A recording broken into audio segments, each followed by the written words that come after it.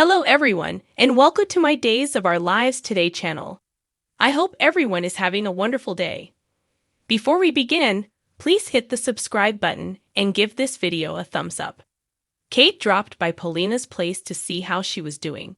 Paulina stated that Lani was her major worry. "I don't know where my daughter is right now," Paulina admitted. "That doesn't make any sense," Kate remarked. Kate heard what had transpired from Paulina. Paulina remarked that Lani would never take any action that would keep her away from her children for more time than necessary. Kate questioned, "Did she try to call?" Paulina clarified that Lani's vacation had prohibited her from having a phone. Only a small group of people were looking for Lani, according to Paulina, who also revealed that they had kept the police in the dark in an effort to protect Lani. "I can feel it in my bones," Paulina remarked. "Lani is in trouble." Kate speculated, maybe she just wanted to take a little time to sort everything out. She just lost her father. Maybe the thought of going back to prison was too much for her. Lani had not stated that she would be late to meet Rafe, Paulina noticed with a toss of her head. Kate replied, "When we're mourning, sometimes we don't think clearly." Paulina didn't think Lani would have taken the chance of a lengthy prison term. Paulina added, "If my daughter didn't respond, it's because she can't." Kate emphasized that a lack of communication did not indicate Lani was in danger. Rafe will definitely locate Lani, in Kate's opinion. Paulina questioned Rafe's ability as a detective.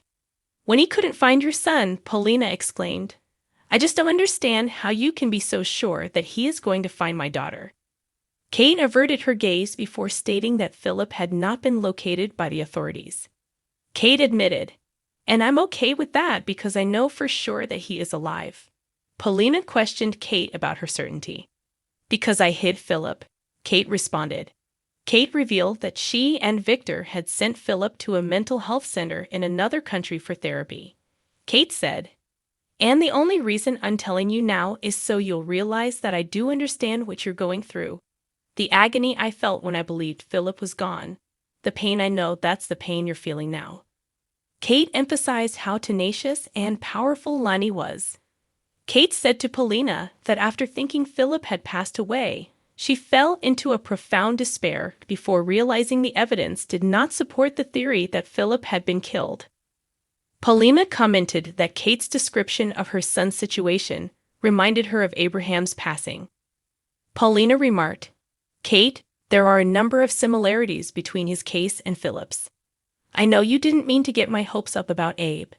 When comparing the data, Paulina added, if your son can be alive, then it's not such a big stretch to imagine that my husband may be too."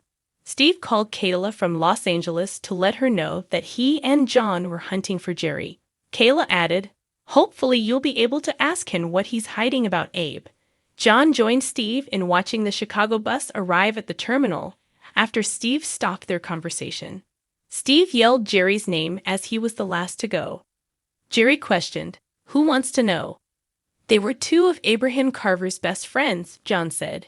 Jerry inquired as to how the two men discovered him. John stated that Jerry should be questioned. Jerry answered, "I already told the police all I know." Steve remarked, "You didn't tell them you were loitering outside Abe's hospital room the day he vanished."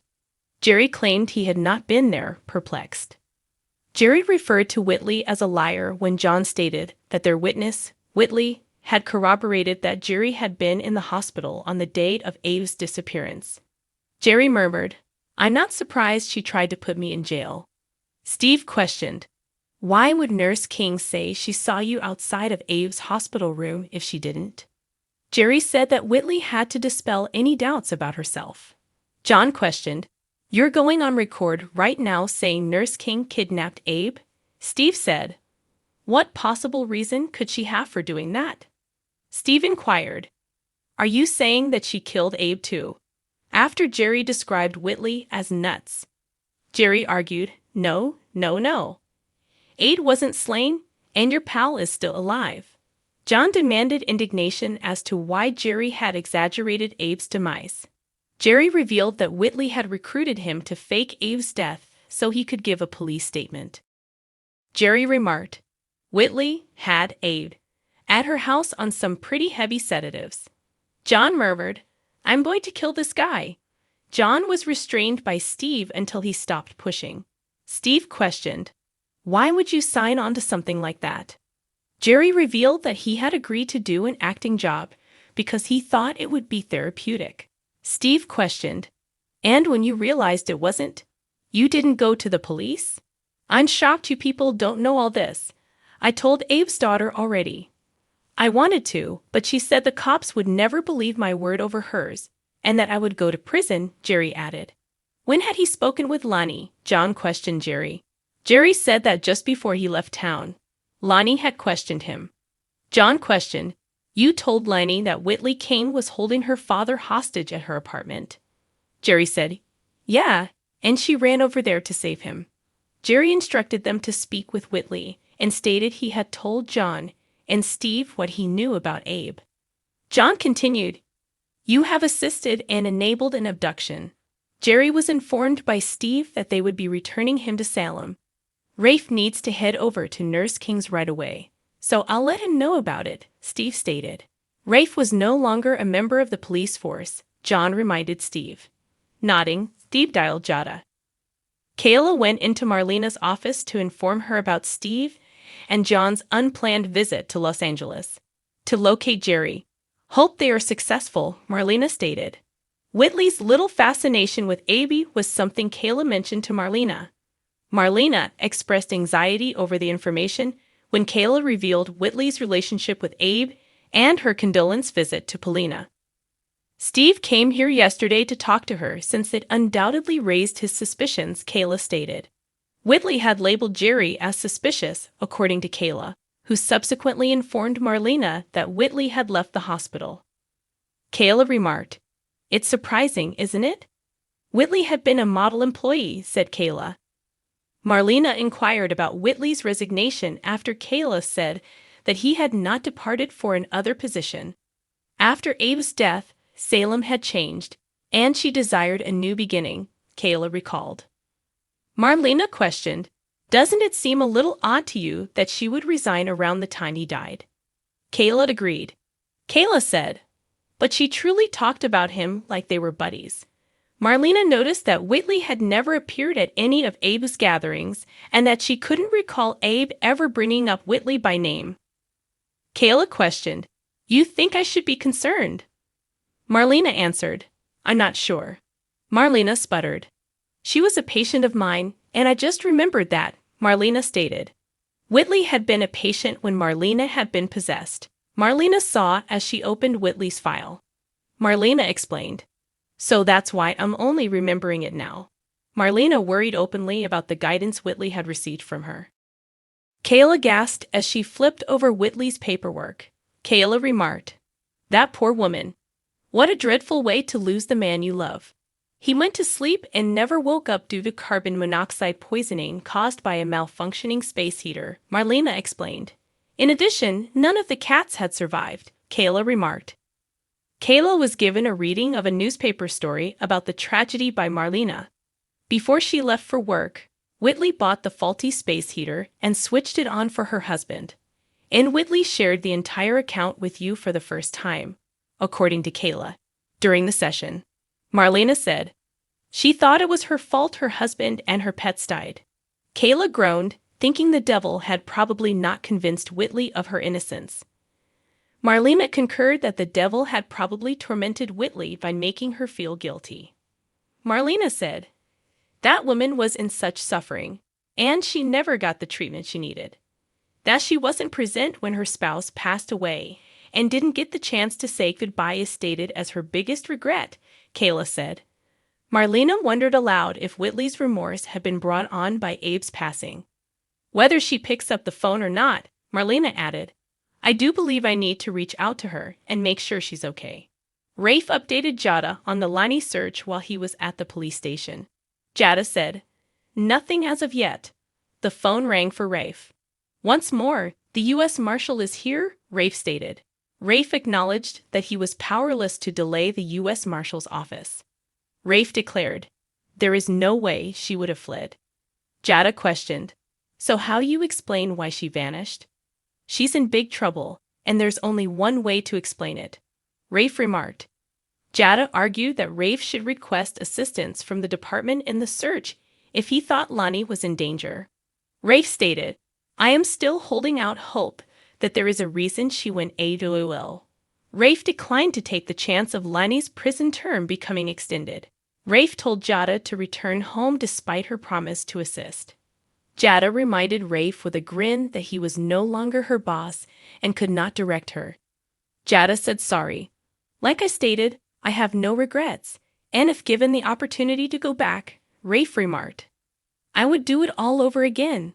Rafe was informed by Jada that she was anxious to continue their relationship after they had located Lani. Sam Gerard from the U.S. Marshal's office came in and greeted Rafe. Sam questioned, I understand you have my prisoner, Lani Grant, so where is she? Sam ignored Jada's attempt to introduce herself. Rafe failed to respond any of Sam's calls, and Sam informed Rafe that he was running late to pick up Lani. I'm sorry, Rafe said. Rafe explained, things have been a little crazy around here because the acting mayor here suddenly relieved me of my responsibilities. Sam asserted that Lani had broken the conditions of her furlough. Rafe was ordered to deliver the prisoner by Sam. Rafe said, I don't know where she is. Sam responded, I would arrest you right now, but I have a prisoner to find. Lying to a federal agent is a criminal. Rafe declared that he was as driven to find Lani as Sam was. Sam smirked and reminded Rafe that it was illegal to harbor a wanted person. Rafe clarified that although Lani was absent, she was not evading capture. As you are aware, Lani is a model prisoner. She will be eligible for parole in 6 months, and Rafe emphasized that she would never do anything to risk that opportunity. Sam claimed, she has already escaped, and this department is, at best, apathetic to her plight, and, at worst, complicit in her flight. Rafe was charged with lying to the U.S. Marshal's office by Sam. Now that the fugitive has been located, Sam declared that he would use all the resources at his disposal to bring her back to prison, where she would serve a lengthy sentence. Sam pulled out his phone as Jada begged for mercy. Jada countered, Lani was a cop once, and like the 3 of us, she risked her life to protect and to serve. Sam answered that Lani was a murderer who had served her time. Jada responded that Lani had slain a guy who had tortured and mistreated her mother. Jada remarked, Lani is a good person and a model citizen, so I am confident that she has a damn excellent reason for not being here. And then Lani did the appropriate thing, and she turned herself in. Rafe clarified that he and Jada had enlisted Sam's assistance because they were concerned about what might have happened to Lani. Sam offered to find Lani's ankle band after a brief pause. Sam said, We're going over there together so I can take your friend to prison. If I get a location. Steve called Jada's phone, but she ignored him and raced out of the station with Rafe and Sam after Sam said he had a location on Lani's monitor. A high Abby sat on the couch at Whitley's place, staring off into space. Whitley said, First, we had a visit from our loving son, and now we get to visit with our beautiful daughter. As Lani glared at her from a chair in the corner and Whitley pretended that Lani was refusing to eat like she had when she had been a baby. While trying to feed Lani, Whitley exclaimed, Here comes the airplane. Lani kicked against her restraints, and Whitley spilled the bowl. You are not my mother, Whitley remarked. Abe's face twisted in fear as Lani yelled, calling Whitley insane. Please try not to be angry. Remember, I said we got over all of this? Whitley begged Lani not to upset her father, and Lani hissed that her father would recover more quickly if Whitley stopped drugging Abe. You know how sorry I am that I kept that secret for so long. But now the truth is out, Whitley added. Whitley claimed, I take excellent care of Abraham. But Lani informed her that she had spoken to Jerry and that she was aware that Whitley had assumed the identity of Paulina and had faked Abe's demise. You are a liar and a fake and not a thing like my mother. Lani yelled at Whitley. Whitley continued to talk as if she were a worried parent, and Lani continued to yell at Whitley like she was a kidnapper. All right, honey. Whitley asked Abe to identify himself to Lani, Abe said, I don't know who anyone is anymore.